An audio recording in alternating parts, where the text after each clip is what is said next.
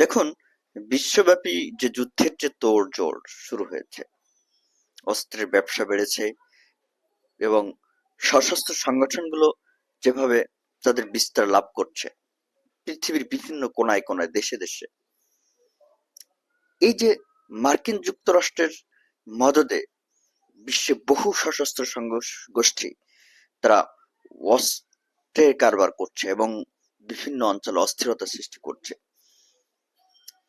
এছাড়া অঞ্চল ভিত্তিক যে দেশে দেশে যুদ্ধের দামামা বাঁধছে, যেরকম ভারত পাকিস্তান, পুরো মধ্যপ্রাচ্য, ইউক্রেন রাশিয়া, এই যে সারা বিশ্বে যে যুদ্ধের দামামা, এই যুদ্ধের দামামায় কিন্তু পুরো বিশ্বের মানুষ একটা অস্থিরতার মধ্য দিয়ে যাচ্ছে।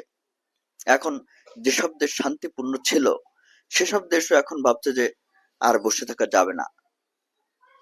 তারা মনে করছে যে আমরা বসে থাকবো কেন, সব দেশে যেহেতু যুদ্ধের দামামা, যুদ্ধ খেলছে, তাদেরও তো প্রস্তুতি নেওয়া দরকার। সেই পরিকল্পনার অংশ হিসেবে শান্তিপূর্ণ নিউজিল্যান্ড, এই দেশটিও প্রতিরক্ষা খাতে বরাদ্দ বাড়িয়ে দিয়েছে। তারা পরিকল্পনা করছে যে তারা সামরিক সরঞ্জাম, বড় বড় সামরিক সরঞ্জাম সংগ্রহ করবে এবং যুদ্ধের জন্য প্রস্তুতি থাকবে। তারা বলছে যে আমরা যেহেতু সমুদ্র ভিত্তিক একটা দেশ, অর্থাৎ দ্বীপরাষ্ট্র নিউজিল্যান্ড যেহেতু, তারা বলছে যে আমরা যেহেতু দ্বীপরাষ্ট্র, আমরা আমাদের নৌবাহিনীকে বিশ্বের সর্বোচ্চ সামরিক সরঞ্জামে সজ্জিত করব।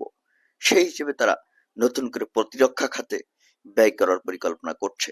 এই যে দেশ, শান্তিপূর্ণ দেশগুলোর মাথায় যুদ্ধ ঢুকে যাচ্ছে, এর জন্য দায়ী কে?